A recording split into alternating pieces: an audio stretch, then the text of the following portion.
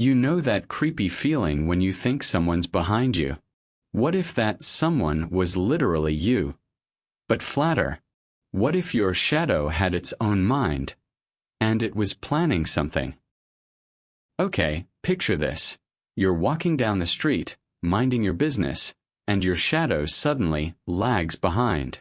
Not because of the sun angle. Not because you're on a hill. It just decides, nah, I'm doing my own thing today.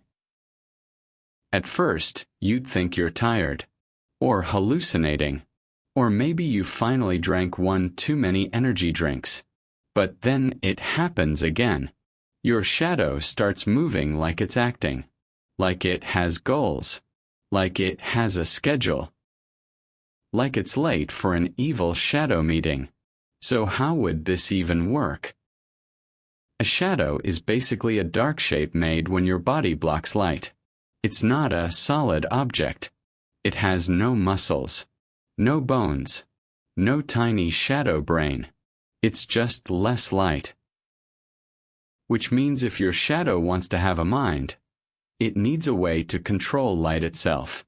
That's the first scary part. Your shadow wouldn't be a creature. It would be a light hacker. Imagine it like this. Instead of being your shadow, it's an invisible thing messing with the light around you, drawing a fake silhouette on the ground like, yep, that's totally you. Trust me. And once it can do that, it can do a lot more.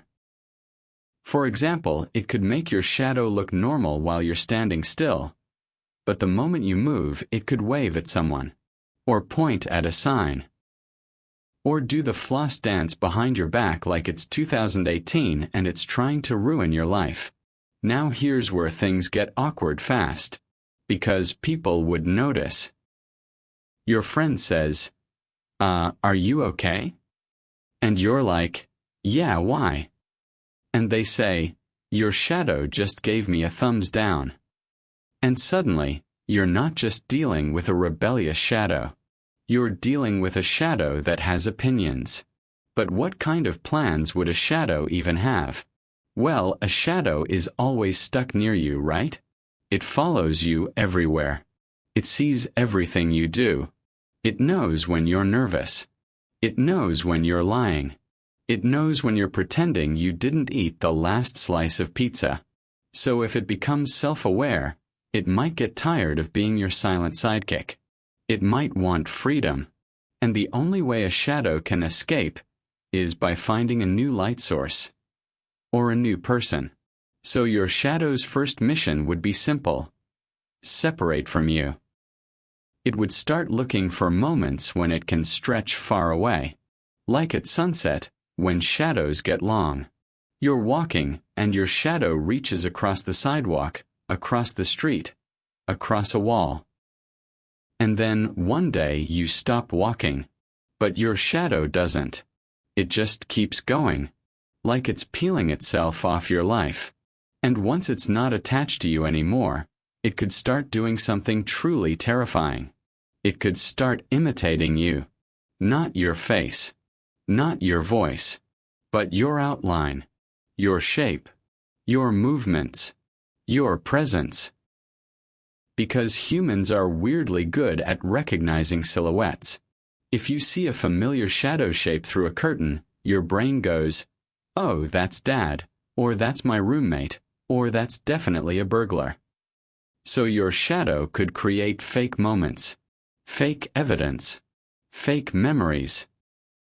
It could stand outside someone's window and make it look like you were there. It could slide under a door and make it seem like you entered a room you never touched. It could frame you for stuff without ever leaving fingerprints, because it's literally darkness. And the worst part?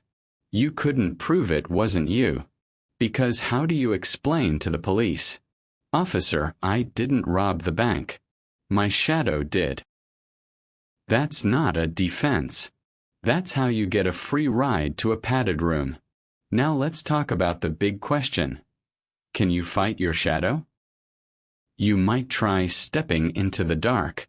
No light, no shadow, problem solved. But that's like turning off your phone because you're scared of hackers. It works. Until you need your phone again. You could also try confusing it with multiple lights. Like standing under street lamps so you get two shadows. But now you've just given it backup dancers. And if the shadow is smart, it could use this to hide.